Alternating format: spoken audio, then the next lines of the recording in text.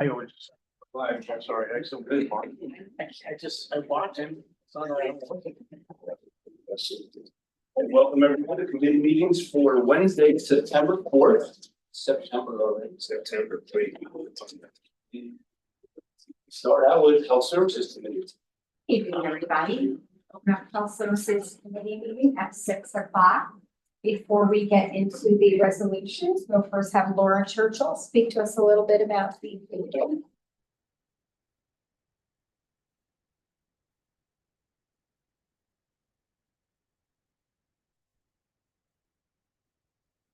So you'll see there's a resolution that they're accepting the money for vaping. The Attorney General of New York State received money for vaping from the Juuling company.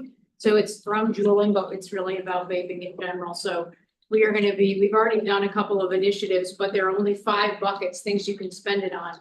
And we have decided to focus primarily on school age and college age kids and try to see if we can get ahead of this, because I feel like once kids start doing it, it's really hard to get them to stop. So we've already done a listening session at the clubhouse with the youth, and I don't think this is on, but you can hear me. And It's not on, should be over there. okay, anyway, we also are doing a survey with the youth at Columbia Greene Community College, trying to understand vaping. And primarily, we're trying to get the kids to realize that they're being targeted, that if we can help them understand that this is a targeting situation, that they're being targeted to try something new and get hooked on it. The schools got their own money, so we will be working collaboratively with the schools, but we're not giving them the money, because they've gotten a lot of money, the both CCs got. So I welcome any suggestions or ideas or thoughts that people have. I know that there's vaping detectors in the school bathrooms that are uncovering a lot of use. Kids are telling us they're having issues with it, but we're really trying to gather information before we make decisions on how we're going to spend it. And then one other thing, we did work with Twin County Recovery, their prevention coordinator. There was a survey that went to some school districts about 2 years ago, and vaping was the #1 issue that the kids reported. So we're hoping that all the school districts will engage in this. The surveys are expensive. They cost $1 per pupil. But it seems like a really good use of this money to try and gather more information from us. So what's the age that people can purchase Juuls? Well, so that's also a law enforcement thing, and there is, they're not supposed to be able to, 18, I think. But they hide it in like highlighters and did a whole Yeah. press conference on that, and it's not just high school age, it's also middle school Yeah, age. Yeah, it You know, is. so you're talking about kids that are 11, 12 years old that are experimenting with it. So are they having someone a little older buying these things for them? Sometimes they're getting it from older siblings, sometimes they're getting it themselves. Yeah, but this isn't anything new. It's I not mean, anything new, no. Right. hey, people been smoking cigarettes when they were 9, 10, 11. I mean, unless you're gonna really come out with an idea on how to stop it. I mean, this is There needs to be nothing more new. outreach and education. I think one of the things they don't realize is sometimes those vape cartridges contain about an entire packet of cigarettes. The volume of exposure can be significantly more. Smoking 20 cigarettes is one thing, but vaping in a cartridge of 20 cigarettes is really a You know whole what's other funny? story. I don't smoke, and I don't vape, I don't do any of that, but I was talking with somebody that's my age. And they said since they stopped smoking and started vaping, they feel better. And I said, well, don't you see the commercials that it's supposed to be, you got heavy metals in there, you have all kinds of stuff that's not good for you. I can say that. Outreach and And education. they said, well, I don't tell you, I feel better. So you're against that too, I never matter. right? They. But Matt was just talking in the office earlier that Catskill School District has now set policies where they can't ask kids to take off a certain item of clothing or, things that are expensive or whatever else may be the case. They can't do it now. So I'm not sure how that helps any Well- issues, any problems when you can't say, hey, let me see that hat. I think something's wrong here. Or let me see that backpack. Because they hide these things in those items now. And they don't even have to look like the vaping thing, that thing that Matt, that program that we went to was unbelievable. I mean, you got highlighters, you got things that look like pens, they pop them off and they can. Yeah, they call them actually tobacco. pens, they. So I think the parents also need to get educated. We did talk about that, of going to PTAs and working with Twin counties to get to the PTAs, try to educate parents. The issue that sometimes the folks that come to PTA meetings are not necessarily the parents who you want to reach. So, you know, there's going to be a multi-pronged strategy, but we are taking it seriously and working with partners and trying to end the schools. Definitely, we're already in the schools, but we're going to have a more targeted approach. The other concern I have, and this came from this survey that Jason was involved in, was kids are being excluded from school, right? So if they're found with vape, they're then being suspended, and that's not necessarily long-term outcome for education if we're suspending these kids for this. So it's a circle, right? And we're not getting ahead of it. So. One of the most effective presentations we've had in the schools are when law enforcement, state police have come in and given presentations and assemblies on things like that. The kids listen. Okay, well, that's a good suggestion. If you have the name of someone who does those and they can fund it with this money, that would be a perfect use of this. That is targeted population. Is there a group, like a physician's group, where they can show you what it does to your lungs and, you know, or the jury's not out on that because it's vaping, not smoking, but like, look what you're doing with yourself. You know, do you want to be walking around an oxygen tank in 20 years or? Well, if you're saying, it's law enforcement, you got Pete right there. Pete could look it up and Right. figure it out, and he could be the spearhead of the whole thing. We've done those. Done those actually. The hoodie was the good example. Baby was actually in the hoodie. The strings are. Yeah. Now they can wear the hoodies all day, Did you get anywhere with people all day. or with kids? I'd like to think so, but. You get $100 million and it looks like $100 million is gonna be spent and it's gonna be the same problem after it's all spent, so. But you have to get these kids where they're at, and it's social media. You know, it really needs to be effective social media campaign and targets. Instagram and Snapchat are what all these kids are on. They're not on a website. They're not reading a pamphlet. Right. They're on, dare I say it, TikTok. TikTok, Yeah, yeah. so, yeah. Yeah. I'm going to speak about your very impressive clinic over at the Columbia We Green. did have our grand opening yesterday of our ribbon cutting for the clinic at Columbia Greene Community College. So that is our co-located clinic at the college, and the college president was there. It was well attended. It was very, very exciting to do that. And we've already seen some great turnout from the students and providing some otherwise care that they would be getting when they're coming in for school physicals and things. That is going to save lives.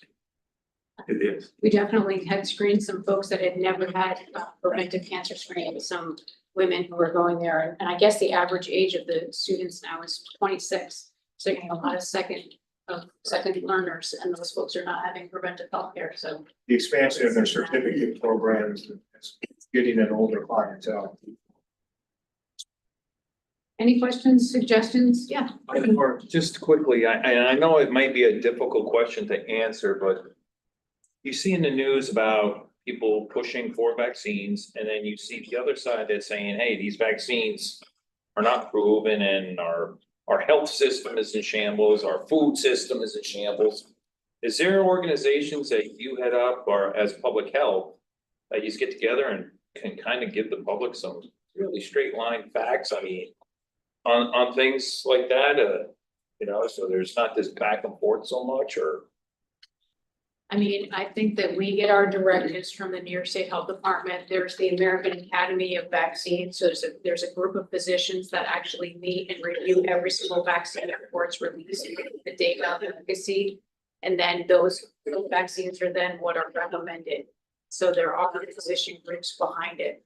But in terms of, So would you know, though, if it's true, say that being a country that's probably has the most vaccinated kids in the world, that we have the sickest kids in the world?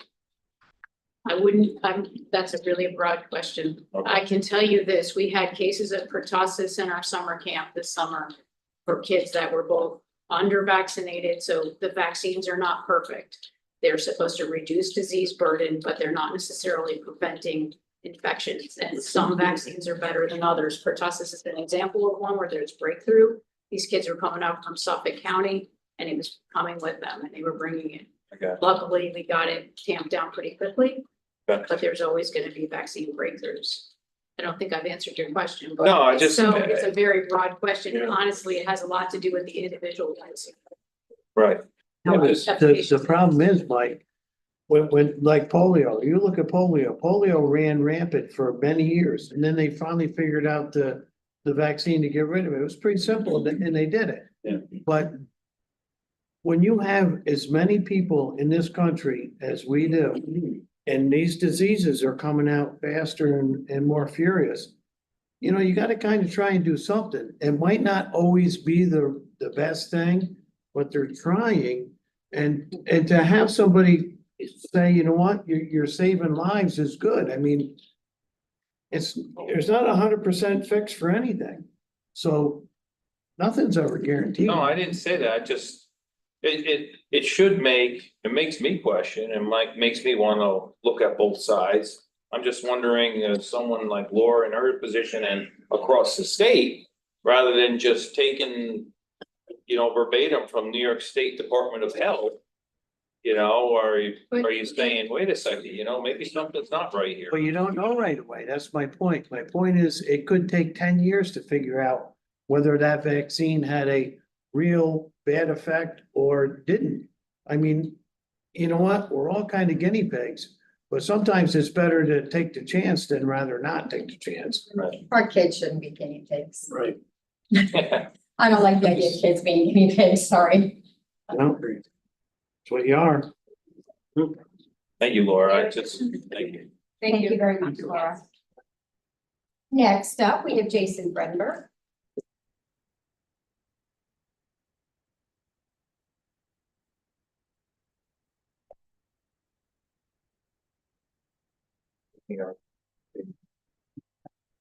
So, Did you want to look at that, the resolution for the? sure, so I had submitted a request to travel out of state for excuse me, a conference that Oxford House is putting on. They're covering travel, all travel reimbursement in the hotel.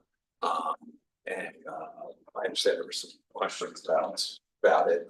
Purpose that I saw, I looked at the agenda, the things that stuck out to me, there were quite a lot of seminars offered to both. The way I looked at it was both to help me work with Oxford House, but also this is a national organization. They have a lot of resources and they have a lot of information also just about addiction and recovery as well. So there were a lot of seminars that I had highlighted on the list that I would like to have taken. And that's the main reason that I submitted the request. So, and as far as I understand, there should be really no cost to the county at all. It's covered by Oxford House. And yeah. Jason, I had a question. Now, that was one of the first questions, I think. We both had it on it. I appreciate additional information on it. And I fully understand your point of getting to the seminars. We do similar at the NICEAC conference. Sure, we go to these and we network and we see other people in our positions and, we can share a lot of information. The piece with this, the way I look at it, I can see where there's value in it. However, I can also see where we're paying Oxford House $90,000 a year, I believe it was. Maybe 60, whatever it was. Yeah. But we're paying them to provide a service here. And the service that's being described in these seminars is not service that we would necessarily be providing. It's Oxford House that's going to be providing them. Right. So I think I had more of a question as to, the hair kind of went up on the back of my neck and I'm like, boy, I don't know, we're paying these people a contract fee to do a service and then they're to cover hotel and airfare. And it's kind of, it was actually part of the problem that it's a free conference for you to go to it. In my opinion, it's usually something like we pay for the NICEAC conference, pay to go to that. I don't know, I had an issue with it. So that's where the question kind of came from. Yeah, I can't speak to that exactly about the financial part. I mean, I understand what you're saying. You know, the way I looked at it was just simply that it was the value to what comes from these conferences, like you said, and that success. It is a huge organization. I saw there was 2,500 people coming to the conference. Oh, I don't know, I didn't see the part about how many are coming to the conference, but there's 2,500 Oxford houses and actually in a few different countries, so I know that, I presume they have deep pockets and do that, but I don't know for sure. You know, Yeah, in my head, that's part of the the conference. reason I did this, normally if I see a conference that's anywhere far away, I usually just delete the email, which is what I did first, and then someone from Oxford House reached out and said, hey, you're new to us, how come you're not coming, expenses are paid. I looked closer at it and I saw there was actually a lot of value to some.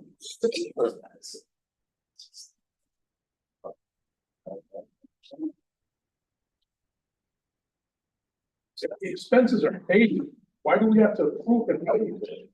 It's out of state. Well, you approve all out of state travel. Period.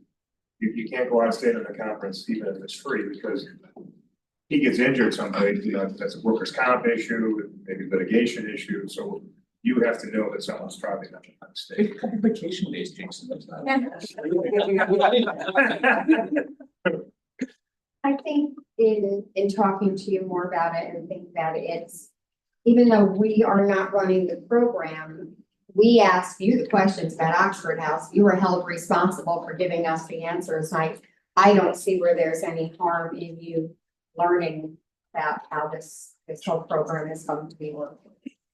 You know, I know there were questions when we first talked about contracting with Oxford House was, you know, it is another agency, what control do we have, what involvement do we have? And my hope was that I would be trying to involve myself in that. So I saw this as a way to sort of learn that system. Yeah. More knowledgeable you are about programs. Sure. More.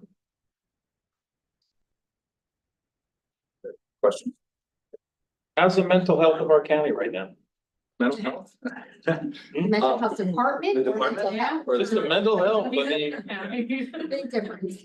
numbers up, numbers down, or your numbers are up, but because you guys are great, now the numbers are down, The you know, the demand is steady and we're going into the fall, which always, there's an uptick with schools and all of that. You know, fortunately, we are, at least on paper, we're fully staffed. We're waiting for the last few people to actually get in the building and get started, but we are finally fully staffed and also just added a psychiatric nurse practitioner who was in the county and was in private practice and was closing their practice. We were able to hire them and they're coming on with us full time, which is really great. They work with both adults and kids. And you know, he'll be bringing some of his clientele with him as well. So these are all really, really good things. Thank you. Can you tell if there's an influx into the county for mental health that we're addressing? I mean, Or is it kind of steady across? we can tell by our number of services that we provide and our census, how many people we serve, but it's hard to know. It's hard for us to have a finger on the pulse of what else is happening outside of our clinic, but that's part of my job. I try to get an idea. And it's part of what the community service board does as well, is have different people that inform what we do, provide different information. So does it seem like people are moving into the county for services or? Not forced. I can't say I've experienced that, but people are moving specifically for service. Okay. No, but we've had some programs for the jail. Oh, right, yeah. You know, those types of things, we're young, to kind of keep the recidivism rates down. Typically, they don't necessarily come from our area, but they wind up being referred into that program. Right.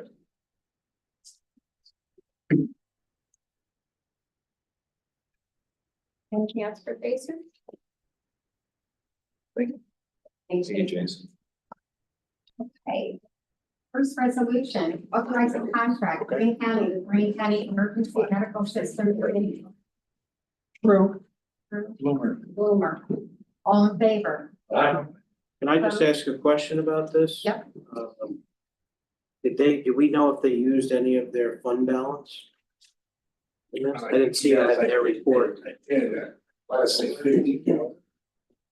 Yes, Does it look like they had quite a bit of undesignated funds in their report? yeah, I can follow up at Monday night's meeting, and yes, I can't think of the number. I believe they did. There's nobody here to answer that. But Mark's not here. Okay.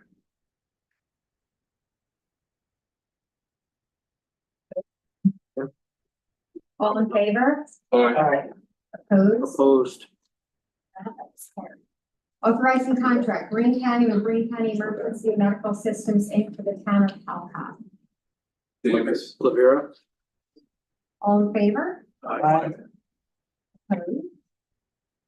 Amending agreement, Greene County Public Health Department, preschool special education, Delaware County and Rolling V Bus Corporation Inc. Hobart Handle. All in favor? Aye. Opposed? Authorizing out-of-state travel, Greene County Mental Health Center, Jason Fredenberg, Director of Community Services. Approval. True Bloomer, all in favor? Aye. Opposed? Opposed? Who was the second one? Harry and. Harry Mike? Harry, Matt. So. Budget amendment, dual settlement, Davis. Davis, Campbell, Rivera? Rivera. All in favor? Aye. Opposed? Is there anything else to come before health services this evening? Rivera Second. Davis. and Davis, we are adjourned, thank you.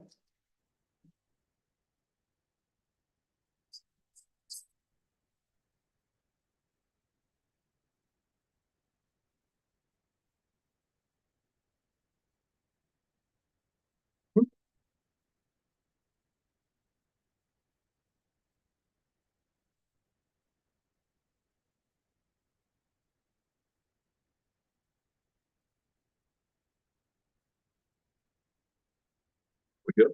Oh, thanks, Tammy. I'd like to pull county resources to order at 6:23. We have 3 action items before us tonight, but before we do that, we have Stella Yoon. She's our executive director with Create, and she's here to speak briefly regarding the poet laureate position. So Stella?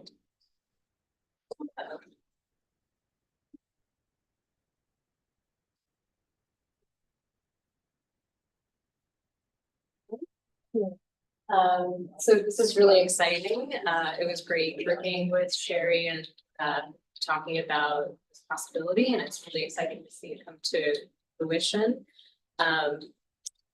She asked me to kind of speak on it. Why is this important? You were listening to a song on the radio on your way over here, or I remember poetry, like writing a haiku or a limerick as one of the first kind of assignments that you learn around writing and literacy.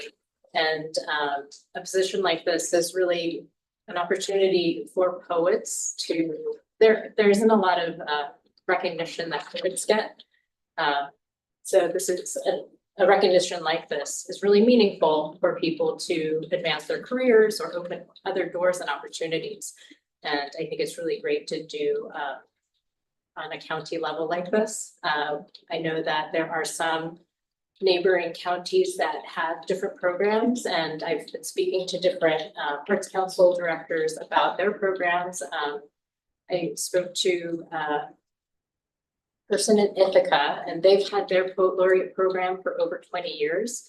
And it was really interesting just kind of learning about the different types of programs and what they look like in the different places.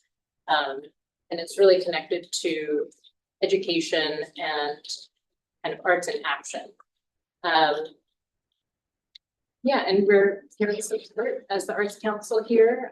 I'd love to continue to help the county build this program. I understand that this first round is for, or this first recipient, it's for 2 years. I think that, we can help in the development and kind of outreach for the next cycle when that comes up, and in terms of coming up with guidelines and guiding and helping all of you make the best decision in terms of identifying talent. I've been out, this summer has been really busy with our grantee events, which includes a lot of library programming that receive grant funding through our SER program. And includes, you know, writing and kind of, I'm seeing more multidisciplinary or intermixture of people bringing in writing with visual art or with music and things like that. So a lot of opportunities, and I do want to take a moment to say for the future, I would really encourage, I think it's really important to pay artists. And that's a platform that I am leading with in terms of how I envision the Arts Council in general. I think for the sustainability and for the arts to thrive, we need to pay our artists. And just kind of building into future budgets, a little stipend. Luckily, writers don't need much other than, you know, their mind and a pen. So happy to be here to advise and support.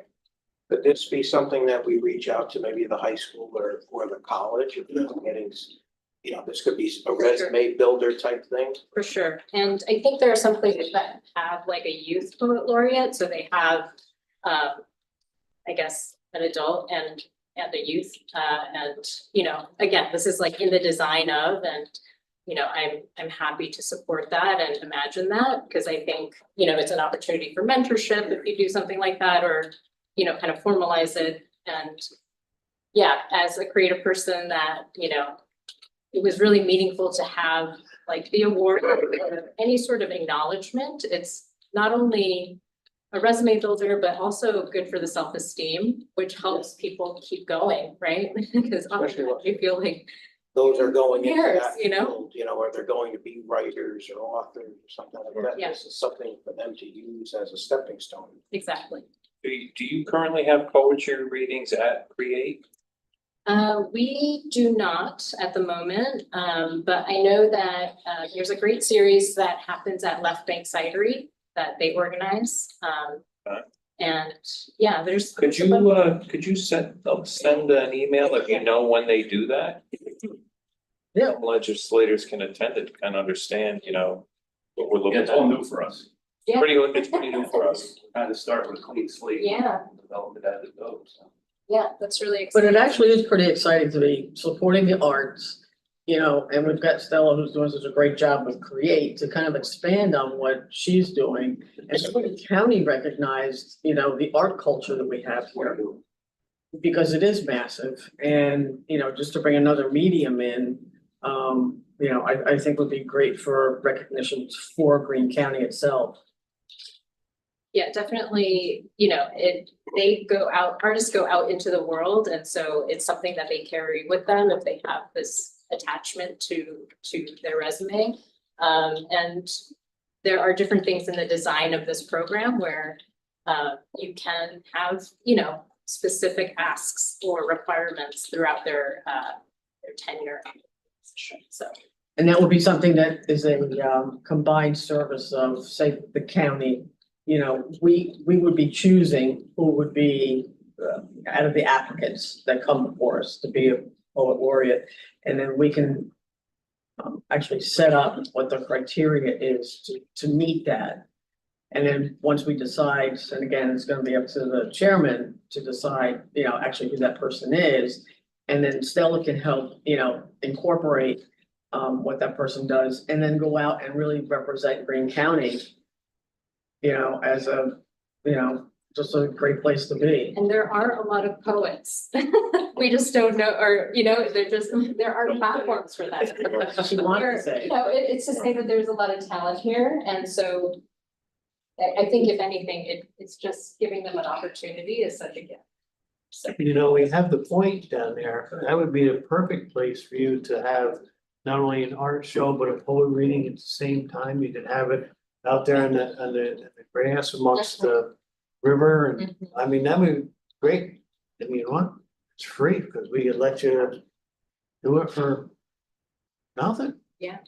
That would be a great thing for you and us. Yeah. Meaning the, Right. what? Right. Hey, we got the Well, nobody building, said it's it. fine.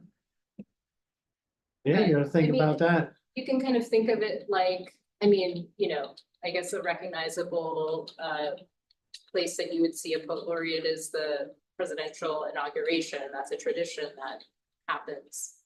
You know, that's something that or the legislators also can adopt something where the poet laureate does something at the beginning of a session.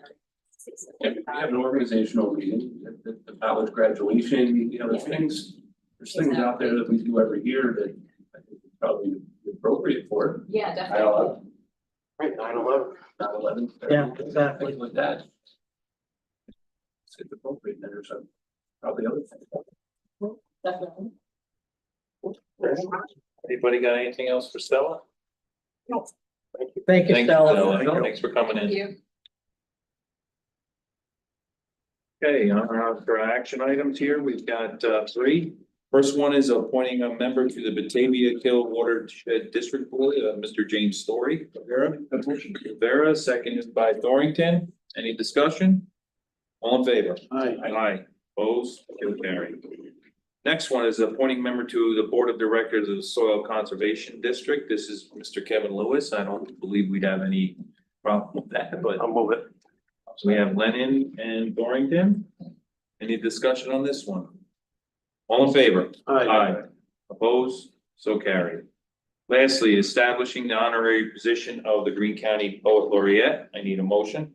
I'll make a motion. We have True and second. Chairman Linger. Any discussion on that? All in favor? Aye. Opposed? So carried. Anything else to come before County Resources? Motion to adjourn. Motion to adjourn. We are adjourned. Who was second? Thank you. Yeah.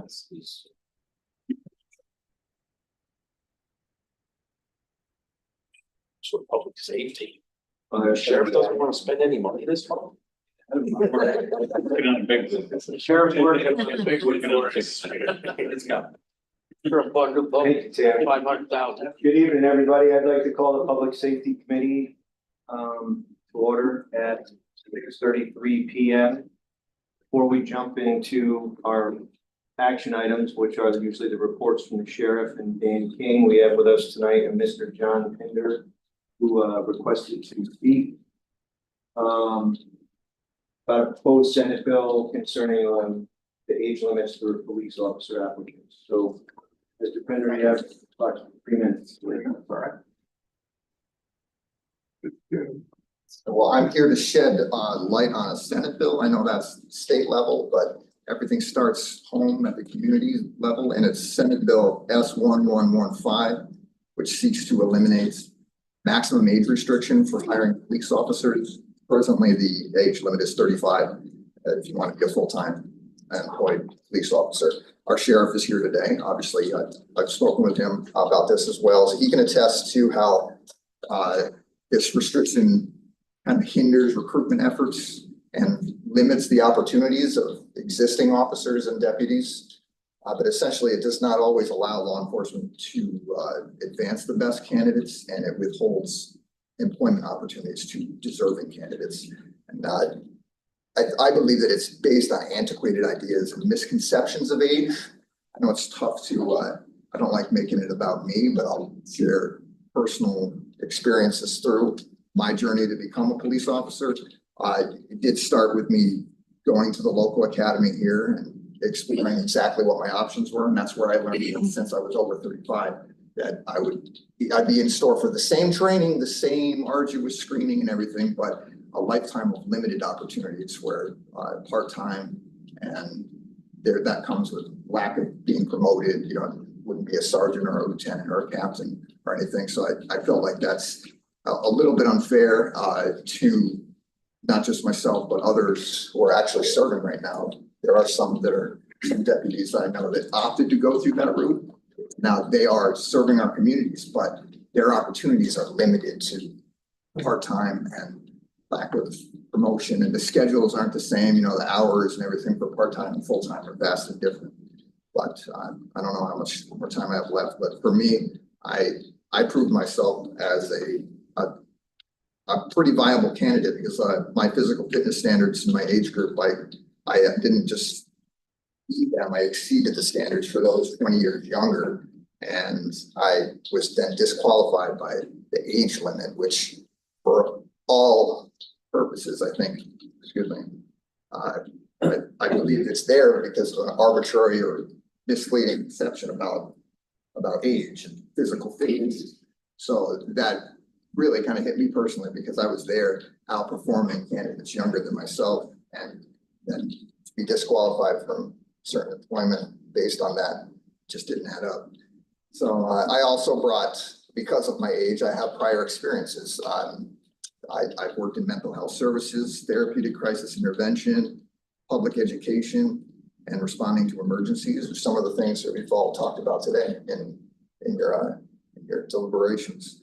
So I was highly motivated to maximize these strengths towards the greatest purpose in my community. And unfortunately, the state valued my date of birth above all the attributes combined. So I just wanted to highlight those things to the local level because it does influence and impact our communities. And it's something that I don't think gets enough media attention and public attention unless people start talking about it and writing letters to state legislatures. And that's where I'm planting that seed in your mind right now. So what do you look for from us? I did read your email, but I don't know if everybody did. So what does it say? What is that resolution from the Senate say? And how does it change the laws? So that Senate bill, there's two competing bills right now. One wants to move the age limit from 35 to 40, and the other one wants to just get rid of it. And I'm over the 35, 40 limit. So obviously I support the one that just gets rid of the age limit because I feel like it is arbitrary. If you're moving it from one to the next, why not just get rid of it? If you're moving a line back and forth, I don't really feel like there's any scientific data to support that. As a physical health educator for many years too, I know there is research to say that you can activate genes that have been dormant to build muscle and endurance and strength way into your 80s. So if you don't use it, you lose it. And that's where that old mindset comes from. Is there a matching bill in the assembly? I'm not sure. No, I think they're both Senate. But 115 is the total elimination of age, or this is the 40? That's the total, the S1115. How old are you? You look young to me. I am 45 years old. 45? Yes. Okay. Thank you. So you're looking for a resolution supporting the non-limiting. Yeah, I really don't know where this could go, but I feel like if you don't talk about it, it goes Right. nowhere. Well, we So- got NICEAG next week, so we certainly can see if other counties would do a supporting resolution to the governor, the assembly and senate to support 115. And you bring this at a good time, because right now the legislature's not in session, so there's nothing being decided at this point. But these discussions are happening. So it's a good time to reach out through NICEAG, through the Association of Counties and say, hey, we have this request, anybody else getting this? And if there's always you correct, yes, I do, for everybody to look at next. We can bring it up next week in NICEAG. Kevin just told me there is a twin assembly bill. There is. Yeah, so, which is good. I mean, That's both houses are moving, and then I can get, I could offer or ask the other counties come to NICEAG next week to also do twin letters of support up to not only the governor and the speaker, but also their individual legislators, Pegs and Hinchies of the world as well. Is there anything we can pass locally here that bypasses something like that? Either from our sheriff's office, No. local, I believe those are state requirements that or state requirements? sworn officer, yeah. Yeah, I think sheriff hires, he can hire post 35 for special police officers. All right, we have something. I was in, Vendor's position. I was in that, I accepted that same class, but you're forced into that situation where he's able to invest that time and risk for part-time, be a little bit older, and a family, and young children. I do want to point out some inconsistencies at the state too, because I was actually hired as a New York State police officer trainee. And I only withdrew from that opportunity because my mother got cancer and she died the first week of training. And I gave it my best go, and because I needed to be home, so. That was NCON, right? NCON, yes. So the DEC, forest rangers and NCON police officers, there is an exception for them. But I don't know how they approve that or. Yeah, I think, I'm sure this is not the first time this has come up in front of the legislature. And I kind of like to see what the justifications were, and you're turning it down previously. You know, why wouldn't this pass? And what was that justification? Well, when was the original stipulation put in for age requirement, you know, like get. Sure, probably way before I was. Okay, born. so let's just say it's 50 years ago, okay, 50 years ago, that 60-year-old person or whatever. They're not even close to what we are today. Lifestyle and Everything's science, totally different. healthcare. You know, you look at somebody who's, 50 and. Charlie. Look at Charlie. Yeah, well, Charlie's great. Yeah, he's 85 Tired. or so. Do some push-ups, Charlie. Come on. That's 2 out of 3, man, come on. Points well taken. Thank you for hearing me. Yeah, just for your reference, the assembly bill is 2422, 8.25. Okay, thank you. Thank you, John. Thank Thank you, you, John. Thank you. Good luck. Yes. Yeah, we're nowhere near. I'll keep you updated as well. All right, appreciate it. Thanks, Dr. Okay, and from the 911 center, we have Dan King. It's like you do. Alright. Just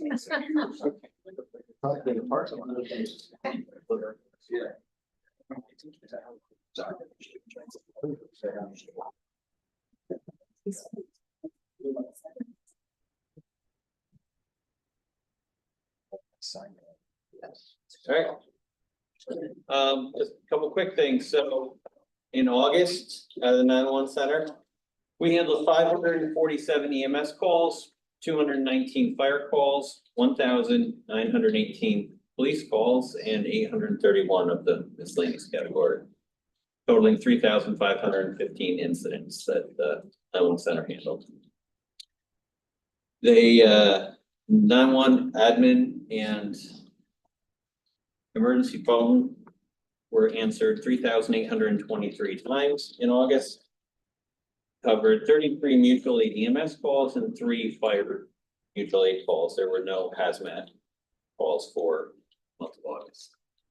Reminder, next week, September 11th, we have the 9/11 ceremony, 11 a.m. And it's combined, it's remembrance of 9/11, but also our own county line of duty down to Memorial Stadium, where we are adding 2 names to the stones for that. So, and then last item, several months ago, talking about the radio system.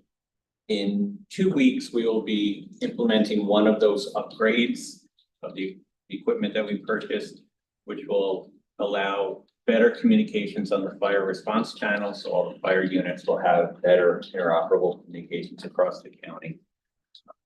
That equipment came in and will be installed the week of September 23rd. So it'll be a significant change. All the fire departments have to change the programming of the radios. And that's all I got for you. Yeah. So the inquiries I'm getting are increasing about the 214 notch. I know that the cell people have no interest in helping get people, cell service through the notch, but is there anything the county can do? Is there repeaters or anything we can put up there? Is there any solution or is it over? Well, cell service is beyond our scope. We're in a totally different area. Now, that being said, there is equipment that providers could put there. So there is, because there is Charter or Spectrum or whoever it is, does have fiber optic connectivity running up to 14. So you do have the capability for high-speed backhaul.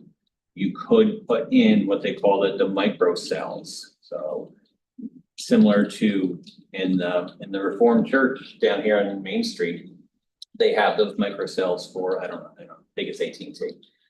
You could put those in. But as far as who does it and bears the cost. Is there any way you could reach out to them as emergency services and say, is there something we can do because it would be emergency related? We as far have as- sent inquiries after we, both John and myself got, this question from the Hunter supervisor, from you, from some other legislators. We have reached out and we have not gotten any feedback. We're come up with the same problem. Dan, wasn't the Lanesville the fire department location have some capacity to improve their own equipment that would increase the connectivity to their own field numbers? I thought we discussed that a while back, that the fire department could make some improvements for their own capacity from the truck or something like that. I thought that- Well, yes, but we're talking about two different spectrums. We're talking about the cell phone usage and that capability versus the radio system. Yeah, Daryl, are you talking about cell phones? Are you I'm talking talking about? about cell, people Oh, are okay. asking me about cell phones. Yeah, and I know with that power outage, I spoke to, so Edmund called frequently. I spoke to the supervisor there, several times during that. It is a problem.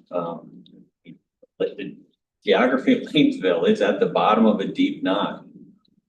There's not a big population, so I'm sure it's not someplace that they're gonna invest a lot of money, to talk about cell phones. Right. Is there a chance we can send them one more request to try and? I think we have to put the pressure on. Patty and I have been asking for this for years now, and I know some of it has reached whoever it reached because there has been some improvements in certain areas. I agree like Daryl. Maybe we So can- all of the cell companies are continuously improving. Right. Things, so any place, any of the towers that had 3G equipment, that came down to make room, physical space for the 5G. They are expanding where they can. But where Lanesville stands at this moment, I don't know if it's. So you're willing to reach out to them and see? We'll try again. Okay, Dan, I appreciate that. the concern comes to where, they're looking to upgrade to 5G. And there's places that have 0G. There's no service. Right. And they're not. They're not populated enough and they're not getting enough income from those areas to invest in the equipment for those areas. That's what. And then because of the topography there, you would actually need multiple sites for a tower built up high into the forever wild destination lands, which isn't gonna fly. You never know. Well, If I don't they know told, what's if they told us they could Well, put, if they told us they could put a tower there, we would be able to do the tower. there. Yes, I know, there is precedent, For safety reasons. Right, You remember that old couple that died on the Northway? right, no, right, I know. It's happened. Not So I would like you to tell me you're willing to reach out to them again. And We will absolutely try again. all right, thank you. Dan, is there any availability? I mean, you hear about Elon Musk with this Starlink. I know that's more internet based, but is there like a future where through satellite, you actually reach these remote areas instead of? Sure. Satellite phones, they have them now. If you have an internet connection, so let's say you had a satellite internet connection, you just simply have a Google phone number. Right. And that will work. Right. Yes. But on a fiber line. No, and so in his case, you're going essentially from your phone to the satellite. Now, it's very slow, right, because of distance, but yes, it works. So it's essentially the satellite phones just now, in a cell phone because you're running off the internet backhaul of it. Yes? Thank you, Dan. Thanks, Dan. And we have the great sheriff, he's going to be with us tonight. Wow. He is morning great. It's only calling you great because you got nothing on the agenda. We feel better for being last. Good evening, everybody. All right, so, well, jump back on, the vaping issue there. Back in 2009, they dumped the DARE program, and that was they found out, they've realized now that that was problematic, so I hear it's coming back and they're starting to teach it again. Since then, though, the SROs have been taught a program called Keeping It Real, and they're supposed to be pushing into classrooms and giving that presentation. So that is ongoing, so we are pushing the message out. That's what I'm saying, I think that's the most effective. They're keeping, you know, okay, right. Can't we take that money and start Well- up another DARE program? I'm interested. If you're willing to spend The it. jewel money, look at the 5 buckets is the only way you can spend that money. That might be other money available, but this jewel money is very specific, Right. very specific as to how it can be spent. And it only comes in small batches over a 5-year period. But the SROs are doing that in the, Some of them are, yes. The schools are willing to let those here. so it's up to the school. Yes. Yeah, some of the schools allow our SROs to do a lot. Some, they I know where you're dictate, going. they dictate Alright. what we do. You know, we're there for a purpose, but they are multifaceted and they will certainly provide those resources. And if they need a presentation, we'll do those as well. We've done several of them actually. But the hooded sweatshirt was very interesting because that was common around here. So the vape is in the hoodie and the strings are what they inhale it through. So you see a kid walking around with a string in his mouth. It's That's vape. now allowed in Catskill School, Yeah, exactly. wear the hood in class. And ask them to take it off. They cannot ask the student to take off them. That's a Great. problem. Yeah. It's a problem, right? Are there For this reason alone. Are there tails or? But you can't smell it. God, no, some they. Some we can, I'm not an expert on it. 'Cause I mean, I can smell it in the bars when they're smoking it. Yeah, well, I think there's a couple hundred different flavors of them. I don't know what. it smells like.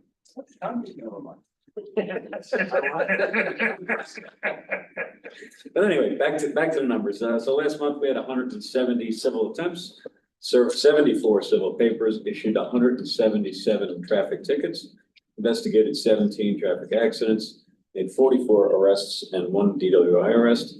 We handled 659 calls for service and made 336 traffic stops. On August 1st, the starting jail population was 27, and on August 31st, it was 29, the high for the month being 32.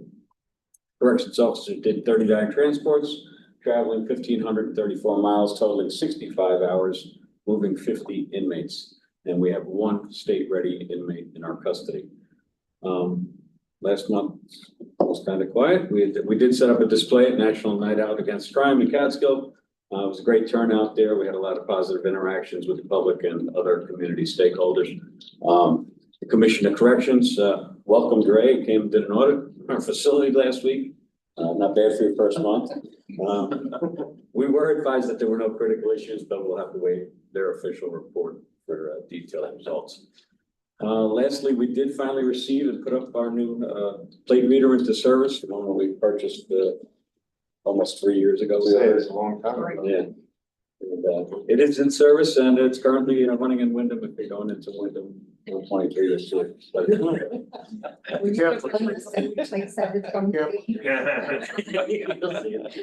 think they just moved it today because I saw the sheriff pick up. Did they? Okay, we got a lot of requests. I'll know tonight when I go through. There's a request for Greenville and I think another one for Lexington as well, so. Sure. Did they pass that law, the license plates? They were talking about it, MTA and how much money they're losing because people are switching their license plates. They just passed a law about the ability to read these, so they made covers illegal. Something covered. So, right, so you can't, so it has to be legible by the plate readers. Yeah, in the state, yeah. They did that, so there is a violation now if you have a covering on your license plate. Okay, It makes a camera not able to. see it, Yeah. right? Gotcha. I don't know how we're gonna determine, we're gonna have to put a phone up and take a picture of the license plate and see if it comes up. But So are you issuing tickets with the plate reader? Well, the plate reader doesn't, ours is not for that purpose. Ours is only for basically statistical data and or hot lists. So say we have a bank robbery, we'll throw a plate in there, it'll alert us if it goes by. And it's also tied into the crime analysis center. So if they have somebody running out of Albany, they'll put their plates in our system. Pretty good for crime fighting tool. Yep. Awesome. What else? The only other thing I have is, on September 18th, just a reminder, we have a promotional and service awards at 2:00. You're all invited if you want to attend. It's, we haven't done it in a while since last year, so that what. At the jail, Service was correct. September 18th. Yes, 2:00. That's all I have. Sheriff, you said something important earlier about the DARE program and in relation to Jules. And I know you said the DARE program stopped because that was funded through the state. Or, Well, they provided all of the DARE officers at one point in time. okay, yes. And the curriculum, Right. they can find the curriculum as well. Right, Yeah. and then that's went away? They went away in 2009. In the whole state? Yeah. So something like that you know has a track record of being productive or getting through to some kids. I mean, why is it never looked upon at county level to say, we can do this? Well, we're pushing. Are you allowed to do that? Well, then we get into the state board of ed, in schools, we're gonna be. I wanna say it continued for a little while, but Well, I wanna unofficially, say like unofficially unofficially like our, for a long time, actually. right, like I wanna say maybe Chris Quinn. Chris did was it. the last one and he did it for probably 6 years after that. Right, that's what I Ever- thought, yeah. Ever stopped them. Well, No, we would definitely do it if we, but the problem is now there's no instruction for it, there's no current That's curriculum. not curriculum, yeah. right, that instruction and that type of instruction, that shock instruction. Maybe that's something that they gotta look at it with this Jewel is the Oh, shock. it's definitely coming back. There's already, I think, two to three schools, districts that are looking to do it. So I'm Okay. assuming that it's gonna, we hear there's a training program being developed by the state, so. Looking forward to hoping that they continue to push forward and bring it back to it. But the keeping it real is similar, but it's more reality based rather than lecturing. Right, But I don't know if that was it's really getting through either. It's kind of hard to measure results of those. thank you. Thank you, Sheriff. Thank you, Sheriff.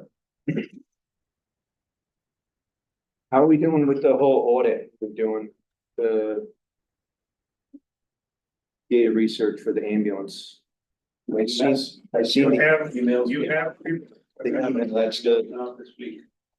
The draft report from the consultants you have, Right. and we added it, when I sent that out, our internal, 2 spreadsheets. We've actually just this afternoon updated those spreadsheets. The original computation was, what it formulated was, what would the cost of the service level of ambulatory care be? With the 4 options that were outlined. What I took that then to was, what would the tax rate impact be if you pick, which option do you pick? And that, does that take the current town share cost, eliminate it, which would mean there would be a reduction in a town rate tax. But correspondingly, would there be an increase in the county tax? And we blended them together to see what the net would be to an average homeowner per town, per the average single family valuation each town has. So that just went out actually today to you as well. It's gonna look the same, but it adds a couple of rows now down at the bottom. And what we certainly discovered, that this evaluation, it's internal, it's not gonna be 100% accurate. And it certainly doesn't capture all of the expenses that may be involved with any of the alternates, because like one of the alternates is to create 3 territories. And one of them is to just have one conglomerate. But what we haven't addressed is, what are the current assets that each town has today that they've paid for, their rigs, their houses? What happens to that asset is they paid for, that individual town paid for how many rigs and how many pieces of equipment in the rig. We didn't go down to that level of detail yet to determine, well, is some agency, a new formed agency, gonna buy out residual value of that asset? Where does the money come from if they do buy it out? Do they just contribute that money into whatever the new formation is? Because it's gonna get very complicated. And, you know, what do you do with a 5-year-old box that's been an ambulance that has 120,000 miles on it? What's the value? Well, when that town bought that rig, you know, it was a $200,000 rig. And it might have 2 years of useful life then. So from a depreciation schedule, there's value to that. We're gonna have to get into the weeds on that type of evaluation. So If I remember correctly, wasn't that part of the initial meeting that we had with all these vendors? There was several levels of this, and this was the first yeah, this study. this If you wanted to pick one of the options, then it was an additional cost to build that direction. this one is really designed on base response time. And then the cost to maintain those response time, you know, improve, how much it's a cost to be improved. So this is really phase one. This is not something that's gonna, this report, and even if we move with the recommendations, it's probably not even something that can be implemented in 25. This is a huge undertaking. I don't know. I think that the report is 50 pages long or something like that. It gets into some significant detail. But there's options. And so now I think that you have this policy committee. Now I think we should bring the policy committee together and give them copies of the reports, have the consultants in either via Zoom or in person, because they're gonna have to truly understand response time aggregates as it relates to total response time, because you have response time from the time the call is answered to dispatch to receipt in the vehicle to the home to the ambulance, to the hospital back into service level. So you have that entire format of how many minutes are being chewed up by that one vehicle because they had to go to Kingston to take someone to an emergency room. So there's a lot of detail here. It's gonna be a lift. It's gonna be a lift. I thought they were going to meet with all the interested parties or all the parties involved, We right? met with every town. Right? Yep. They were also supposed to get what their assets were and what their cost of their ambulance, cost their taxpayers. We have round numbers, yeah, Yes. we have round numbers, but I don't have the asset value. What's a 3-year-old rig worth? And I don't know. I know they were asked to look at what is the town currently spending Yes, to provide the service. Right, they broke out And payroll, they got, so its biggest focus is response time and how to improve or maintain response time. Because depending upon which of the options you choose, there's gonna be varying costs associated. I mean, it goes from almost keep what you have today and add some better purchasing power to it. So they're not all just buying their own bandages, buy it collectively, to a complete collapse of the system, so there's a single system. There's And everything in between. everything in between. But I think just as important to response times is maintaining the ability to provide the service, the people, the resource. Because that's where a lot of our agencies are having a hard time, is keeping enough. Recruitment, retention, and working 80-hour shifts. Look at the incident in Catskill, and that's probably directly related to these people working too long and they're too burnt out. I mean, I think we need time to look at the Yeah, there's a lot. study, Yeah, there's a lot there. There's, digest it, and I think some recommendations from this policy group that we've appointed. You know, get their input, get their feedback. We come back as a group, maybe we present it to the public, you know, and then I absolutely think there has to be Get some some public presentation. feedback from the public. And it's not a presentation that you're gonna be able to complete in 60 minutes. No, You are really gonna get into deep detail because of the impacts can be so extreme between towns. and I think we take it on the road, you know, you do something up on the mountain. couple down here, Yeah, what- valley area, river area. Don't do that when you have your ducks in a row. Right, we've You got, don't we've wanna- got to get, You don't So- wanna be half-assing it. no. Again, the evaluation of tax impact was making the assumption that any money being spent by towns now would be reduced. And then correspondingly, it nets out if the county takes over the service. Now, there are 8 taxing jurisdictions whose sole purpose is ambulatory care. So if that town gets out of the service, they can't transfer that line item to Parks and Recreation. It goes away from the issuance of the town and county tax bill in January. But the other towns, their expenses come out of their general fund. So it's very fungible. That money can be moved to Parks and Recreation tomorrow because they want to do something with their park community. Because they freed up money from ambulatory care. But I'm not sure the security automatically is a line item from everybody, we all have a different business model, so some are actual town ambulances. But if they're some are special districts, profits and- the way Ray has explained it to me, if it's a special district for ambulatory care and they get out of the business, that line item goes away. It's gone. You won't even see it as tax bill. Yes. If it's special. If it's a special district, and there's only 8 of the 14 that have that experience, the other 6 are gonna have, it's just in general fund. Things are contracting. Oh, well, that's, But it only makes sense, it's representing the taxpayer said. You're not looking to pay more taxes, you're looking to either pay the same, less, maybe a little more for service. well, So it would be, You just said the word, I think the service equal across the county is what right, this body should be concerned with. Right. Everybody having the same service available all the time. right. And then, and the ability to form a special district though countywide has not been approved yet by the state. See, that's difficult to do though, Pat, like you're saying, that same service to everybody in this county because you have much more rural counties, and the problem is when people need something, people need centralized services, people move to the areas where centralized services is. That's why people move to cities. You know, so again, you'll have other towns carrying the burden because someone wants to live in a very remote area.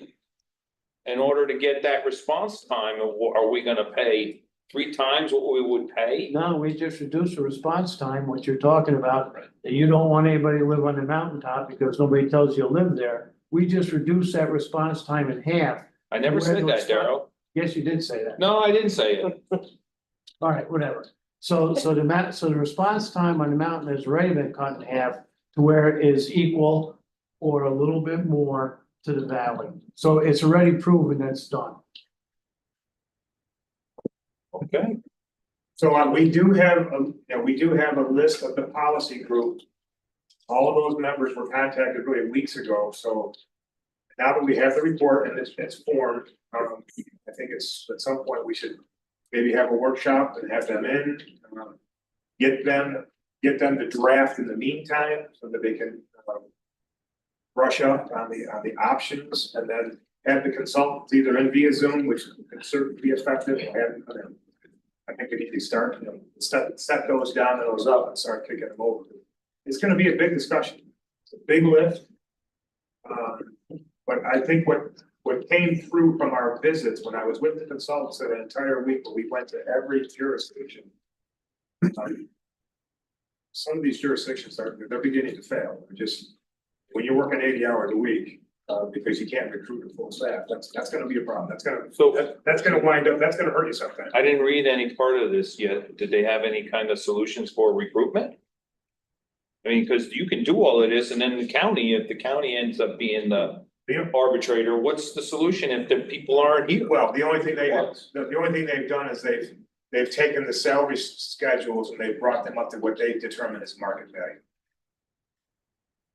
And so one of the options that was there was to create this, break the whole system down and form one single system where an EMT wouldn't have the option to go work for Coxsackie for a 12-hour shift and then run up to Greenville and work a 12-hour shift right after, and then run to Catskill and work a 12-hour or 24-hour shift.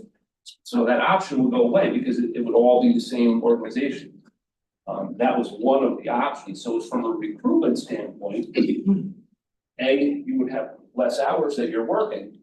But now to make that up, because why are they working so many hours? Because they make X number of dollars that they need to make for whatever reason. Right. So that ability, you're gonna make more per hour, but you might not have the ability to work as many hours to do it. So there's a lot of nuances to each one of these options. And that's why I say there's a lot to it. There's gonna be much more evaluation. Gonna take some digging. And that was the original intent of doing the countywide ambulance in the beginning, was to provide a EMT with the ability to make a good salary, have vacation time, have insurance and everything else. And what happened was a few people poisoned the well and were like, no, I don't care about insurance or retirement. I just want my 90 hours a week. Okay, but we were looking out for the best interest of the employee, but they didn't see it that way, but that's. Yeah, I spoke to some of those Yes, agencies we're moving on. who work the 80 hours and they say they gotta continue to work 80 hours, but that's their lifestyle. That's what they want. And great for you, but I don't wanna be the patient. Right. The 81st hour of service. Yeah, that was our point for the whole So thing. there's not gonna be an easy solution. There's a number of options. But I think, again, it's, you get the committee together and start kicking the tires. Yep. Okay. And we need to go into executive session, you were saying? If we could go into executive. Yes, I need to go into executive session and. What's that? 7:12. 7:12, Hobart. or this is a personnel issues. I need a motion. Hobart. Hobart second. Vera, thank you.